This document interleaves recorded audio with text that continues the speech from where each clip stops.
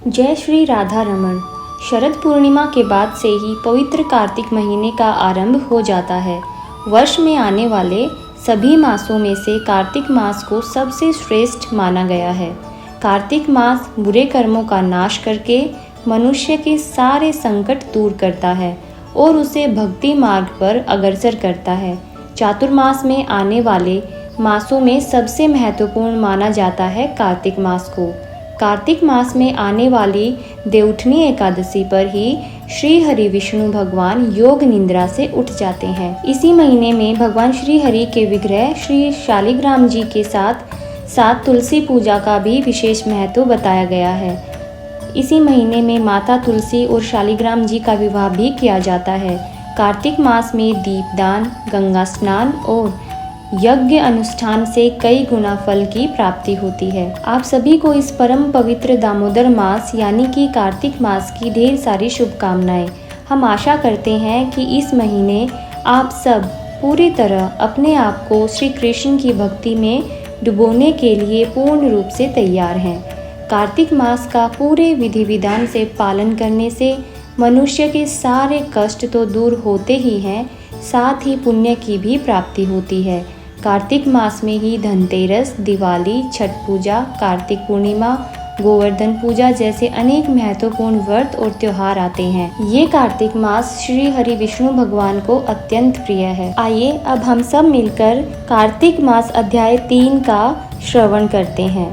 कार्तिक मास का हिंदू धर्म में विशेष महत्व बताया गया है और यह मास भगवान श्री हरि विष्णु और उनकी प्रिय तुलसी माता को समर्पित है, जिसमें विशेष रूप से तुलसी जी की पूजा का महत्व है। तुलसी माता को हिंदू धर्म में बहुत ही पवित्र और पूजनीय माना जाता है।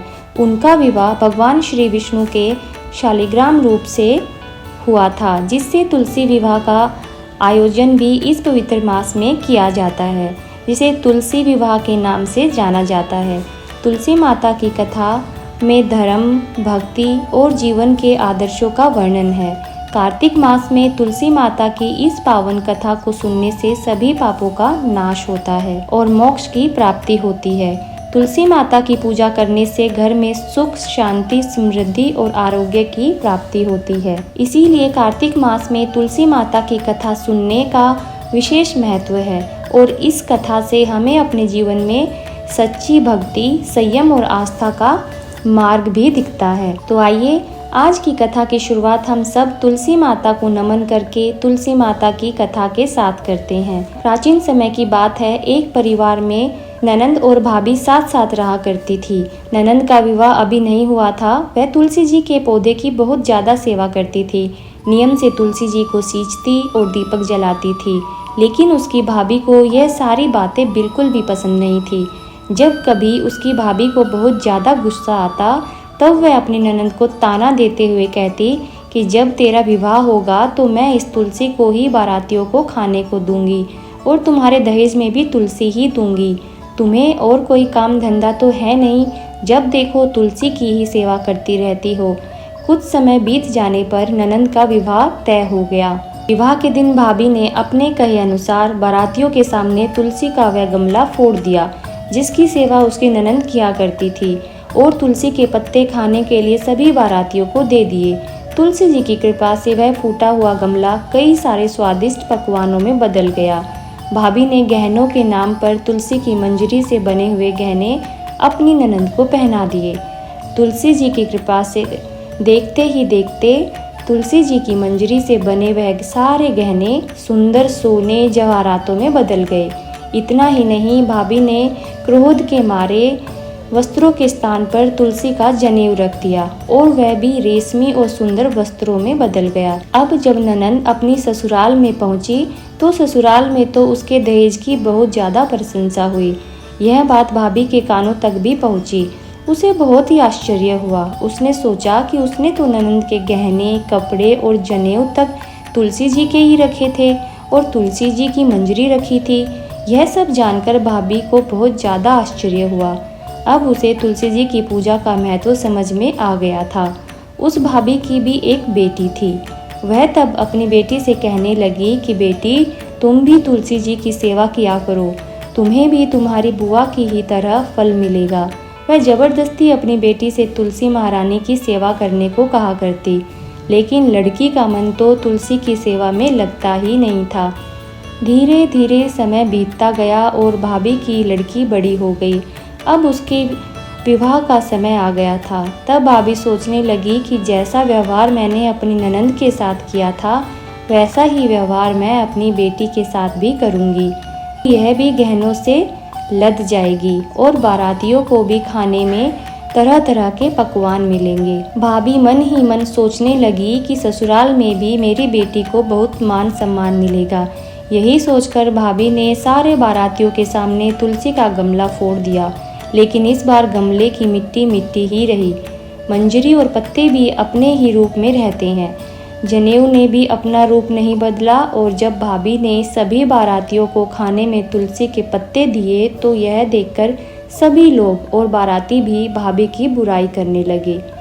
भाभी ने लालच में आकर अपनी बेटी के दहेज में भी तुलसी के पत्ते और मंजरी आदि रख दिए थे। जब बेटी अपने ससुराल पहुंची तो वहां पर भी उसकी बहुत ज़्यादा बुराई हुई। भाभी गुस्से के कारण कभी भी अपनी ननंद को नहीं बुलाती थी। एक दिन भाई ने सोचा कि मेरी पत्नी तो मेरी बहन को बुलाती नहीं है, क्यों ना मैं ही अपनी बहन से मिलकर आऊं। यह सोचकर उसने अपनी पत्नी से कहा और कुछ उपहार अपनी बहन के लिए ले जाने की बात कही तो भाभी ने थैले में ज्वार भरकर कह दिया कि यह लो और कुछ नहीं है, तुम यही लेकर जाओ। तब भाई बहुत दुखी मन से अपनी बहन के पास चल दिया। रास्ते में वह सोचता रहा कि कोई भाई भला अपनी बहन के घर ज्वार कैसे लेकर जा सकता है। यही सोचकर वह एक गौशाला के पास रुक गया और ज्वार का वह थैला उसने एक गाय के सामने पलट दिया। तभी एक ग्वाले ने यह सब देख लिया। तब उस ग्वाले ने आकर उसके भाई से कहा कि अरे भैया, आप गाय के सामने यह हीरे मोती और सोना क्यों डाल रहे हो? इसे तो घास डालनी होती है। तब भाई ने मुड़कर देखा तो वह हैरान रह गया। फिर भाई ने ग्वाले को सारी बात बताई और धन लेकर खुशी खुशी अपनी बहन के घर चल दिया। दोनों भाई बहन एक दूसरे को देखकर बहुत अधिक प्रसन्न हो गए। तब बहन ने तुलसी माता से सच्चे मन से प्रार्थना की कि उसकी भाभी को सद्बुद्धि प्राप्त हो जाए और तुलसी माता की कृपा से उसके घर में सुख समृद्धि और धन के भंडार भर जाएं। तब कुछ दिनों के बाद देखते ही देखते भाभी का मन बदल गया और वह अपनी ननंद को बहुत मान सम्मान देने लगी और अब वह भी सच्चे मन से तुलसी जी की सेवा करने लगी। तुलसी माता की कृपा से उनके घर में समृद्धि के भंडार भर गए। उनके घर में अब कोई कलह क्लेश नहीं होता था, ना कोई लड़ाई झगड़ा होता था और सभी सुख से रहने लगे। प्रेम से बोलिए तुलसी माता की जय। आइए अब सुनते हैं कार्तिक स्नान की कथा, जिसे सुनने से घर में सुख समृद्धि का वास होता है। एक बार एक बूढ़ी माई थी जो चातुर्मास में पुष्कर स्नान किया करती थी। उनका एक बेटा और बहू थी। एक दिन बूढ़ी माई ने अपनी बहू को फलाहार बनाने को कहा तो बहू ने खाली टिफिन ही रख दिया। बेटा माँ को पहुँचाने के लिए पुष्कर गया तो रास्ते में एक जगह पर बेटा माँ से बोला, माँ फलाहार कर लो, जहाँ पानी मिला वहीं पर। वह बूढ़ी माई अपने बेटे के साथ फलाहार करने बैठ गई तो भगवान की कृपा से खाली टिफिन फलों से भर गया। माँ ने फलाहार कर लिया और बेटा पुष्कर में माँ के रहने के लिए झोपड़ी बनाकर वापस घर आ गया। रात में बूढ़ी माई के दरवाजे पर सावन मास आया और दरवाज़ा खटखटा कर बोला, बूढ़ी माई दरवाज़ा खोलो। तब बूढ़ी माई ने पूछा, आप कौन हैं? तो सावन मास ने कहा, मैं श्रावण मास हूँ। बूढ़ी माई ने तुरंत दरवाज़ा खोल दिया। बूढ़ी माई ने भगवान शिव और देवी पार्वती की पूजा अर्चना की, बेलपत्र से अभिषेक किया। जाते समय श्रावण मास ने बूढ़ी माई को खूब आशीर्वाद दिए और झोपड़ी की एक दीवार सोने की हो गई। इसके बाद भाद्रपद मास आया। उसने भी दरवाज़ा खोलने के लिए बूढ़ी माई से कहा। बूढ़ी माई ने दरवाज़ा खोला, सत्तू बनाकर कजरी तीज मनाई। भाद्रपद मास ने बूढ़ी माई को आशीर्वाद दिया और झोपड़ी की दूसरी दीवार भी सोने की हो गई। फिर अश्विन मास आया और उसने भी दरवाज़ा खटखटा कर खोलने को कहा। बूढ़ी माई ने दरवाज़ा खोला। पितरों का तर्पण कर ब्राह्मण भोज कराकर श्राद्ध किया। फिर नवरात्रि में माँ दुर्गा को अखंड ज्योति जलाकर प्रसन्न किया। सत्य की विजय दिवस के रूप में और बुराई के अंत की खुशी में दशहरा मनाया। आश्विन मास ने जाते समय प्रसन्न होकर बूढ़ी माई की झोपड़ी की तीसरी दीवार भी बहुमूल्य हीरे रत्नों से जड़ दी और बूढ़ी माई को सदैव प्रसन्न रहने का आशीर्वाद दिया। इन सब के बाद कार्तिक मास आया। उसने भी बूढ़ी माई को दरवाज़ा खोलने को कहा। फिर क्या था, बूढ़ी माई ने दरवाज़ा खोल दिया। अति प्रसन्न मन से कार्तिक स्नान किया, दीप दान कर दिवाली मनाई, गोवर्धन पूजा, भैया दूज, गोपालाष्टमी, आंवला नवमी मनाई। कार्तिक मास ने जाते समय आशीर्वाद दिया और झोपड़ी के स्थान पर महल बन गया। बूढ़ी माई अब गरीबों की सेवा कर भजन कीर्तन में अपना समय बिताने लगी। कुछ समय बाद बेटा जब अपनी माँ को लेने आया तो माँ और झोपड़ी को पहचान ही नहीं सका। तत्पश्चात बेटा पड़ोस में जाकर पूछने लगा। जब पड़ोसियों ने बताया तो बेटा माँ के चरणों में गिर के बोला, माँ घर चलो, और सारे सामान के साथ वह अपनी माँ को घर ले गया। सासू माँ के ठाट बाट देखकर बहू के मन में लालच आ गया और उसने अपनी माँ को भी पुष्कर छोड़कर आने को कहा तो उसका पति अपनी सास को भी पुष्कर में छोड़ आया। लेकिन बहू की माँ की धर्म कर्म में बिल्कुल भी रुचि नहीं थी। वह तो 4 समय भोजन करती और दिन भर सोती। चारों मास उसके दरवाजे पर भी उसी तरह आए जैसे बूढ़ी माई के दरवाजे पर आए और चले गए। जाते समय झोपड़ी जो थी वह भी गिर गई और बहू की माँ पुण्य मिलने के बजाय गधी की योनि में चली गई। क्योंकि स्त्री लक्ष्मी जी का रूप है और लक्ष्मी जी की तरह चंचल होनी चाहिए, निश्चल भी होनी चाहिए। भगवान की पूजा और अतिथि का सम्मान तथा दान दक्षिणा करना चाहिए। कुछ समय बाद बहू ने अपने पति से कहा कि आओ और माँ को लिवा लाओ। जब जवाई व सास को लेने गया तो वह कहीं नहीं मिली। लोगों से पूछने पर लोगों ने बताया कि तेरी सास धर्म कर्म कुछ भी नहीं करती थी, बस खाती थी और सोती थी, जिससे वह गधी योनि में चली गई। जवाई ने देखा कि एक गधी वहाँ पर खड़ी हुई है तो जवाई अपनी सास यानी उस गधी को बांधकर घर ले आया और उसकी पत्नी ने पूछा, मेरी माँ कहाँ है? तब पति ने कहा कि तुम्हारे लालच की वजह से तुम्हारी माँ गधी की योनि में आ गई है। बड़े बड़े विद्वानों, ब्राह्मण, ऋषि मुनियों से पूछने पर उन्होंने बताया कि तुम्हारी सास के स्नान किए पानी से स्नान करने पर उसे मनुष्य योनि मिलेगी। तब बहू ने ऐसा ही किया और उसकी माँ पुनः मनुष्य योनि में आ गई। हे राधा दामोदर भगवान, हे कृष्ण भगवान, जैसा बुढ़िया माई को दिया वैसा सबको देना। कहानी कहने वाले को, सुनने वाले को और हुंकारा भरने वाले को सबको देना। आइए अब सुनिए कार्तिक मास महात्म्य का आज का अध्याय। शौनक आदि 28,000 ऋषियों से श्री सूत जी महाराज कहने लगे कि कार्तिक और अन्य मासों में किए जाने वाले इन पवित्र व्रतों की जानकारी प्राप्त करने के बाद देवर्षि नारद जी के मन में यह जानने की इच्छा जागी कि कार्तिक मास के लिए सर्वश्रेष्ठ व्रत कौन सा है। फिर उन्होंने इस बारे में श्री ब्रह्मा जी से पूछा। ब्रह्मा जी ने उत्तर देते हुए कहा, हे पुत्र, अब मैं तुम्हें उस परम गोपनीय और अटल फलदायी नक्त व्रत के बारे में बताता हूँ, जो सुख, सौभाग्य और मोक्ष के साथ साथ स्त्रियों को अटल सुहाग भी देता है। परम पवित्र और पाप नाशक इस नक्त व्रत को विधिवत करने से सौभाग्यवती स्त्रियां मनवांछित फल पाती हैं। इसीलिए यह नक्त व्रत सौभाग्यवती स्त्रियों को अवश्य ही करना चाहिए। श्री ब्रह्मा जी के श्री मुख से इस व्रत की इतनी महत्ता को सुनकर देवर्षि नारद के हृदय में इसके विधि विधान को जानने की इच्छा जागी। तब देवर्षि नारद की जिज्ञासा शांत करते हुए श्री ब्रह्मा जी ने मुस्कुरा कर कहा, पुत्र, यह अति गोपनीय और देव दुर्लभ व्रत है, परंतु तुम्हारे स्नेह और लोक कल्याण की भावना से कार्तिक मास के इस विशिष्ट व्रत के बारे में भी बतलाता हूँ। व्रत करने वाला अश्विन शुक्ल पूर्णमासी को प्रातःकाल उठकर 100 चाती से निर्भीत होकर दंत मंजन करे। इसके बाद 2 नदियों के संगम, नदी, सरोवर, कुंड या फिर कुएं पर या फिर घर में ही स्नान करे।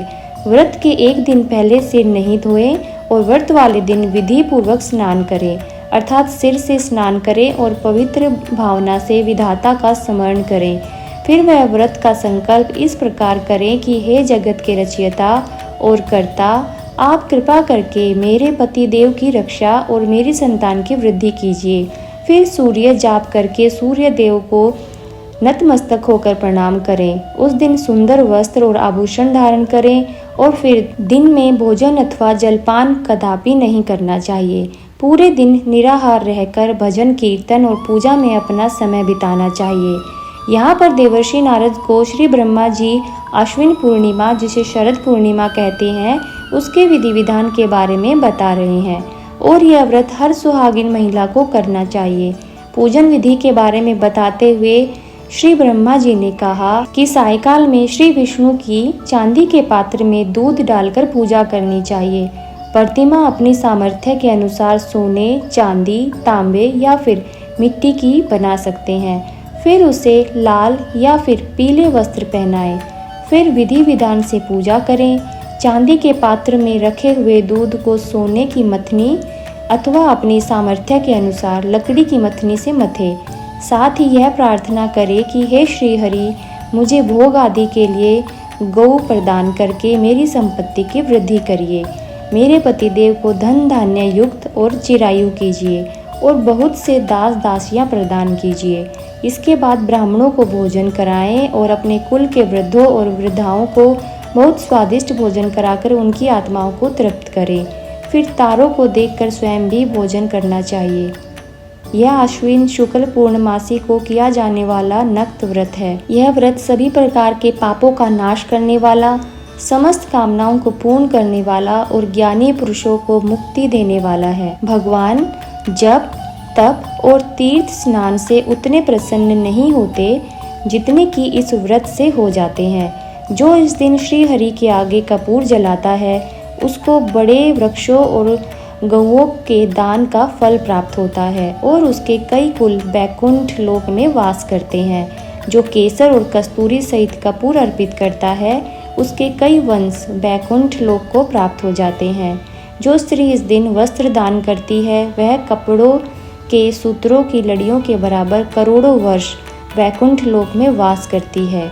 जो इस दिन गहने दान करती है, उसे ब्रह्मलोक की प्राप्ति होती है। जो स्त्री हृदय में श्री हरि का नाम लेती है और मस्तक पर निर्माल्य धारण करती है, वह सदैव सौभाग्यवती और पतिव्रता बनी रहती है। इस व्रत धारी को अश्विन शुक्ल पूर्णमासी को स्नान पूजन करने के साथ ही ब्राह्मणों को भोजन और वृद्ध जनों का पूजन अवश्य करना चाहिए। सायकाल श्री हरि का पूजन करने के बाद प्रार्थना करें कि हे श्री हरि, यह व्रत मैंने आपके निमित्त किया है, अतः इसमें किसी प्रकार की कोई कमी हो तो उसको आप स्वयं ही पूरी कर ले। श्री ब्रह्मा जी ने यह भी कहा कि इस व्रत को करने की तो बात ही क्या, जो इस दिन इस व्रत कथा को पढ़ या सुन ले, उसको भी अश्वमेघ यज्ञ के फल की प्राप्ति होती है। इस प्रकार देवर्षि नारद को व्रत का महात्म्य बताकर ब्रह्मा जी कुछ क्षणों के लिए फिर से मौन हो गए। इसके आगे का वृत्तांत आप सभी आने वाले अध्याय में जरूर सुनिएगा। तब तक के लिए अगर आपको हमारे द्वारा सुनाए जा रहा कार्तिक मास का ये अध्याय पसंद आया हो तो कृपा करके हमारी वीडियो को लाइक, शेयर और सब्सक्राइब जरूर कीजिएगा। जय श्री हरि विष्णु। राधे राधे।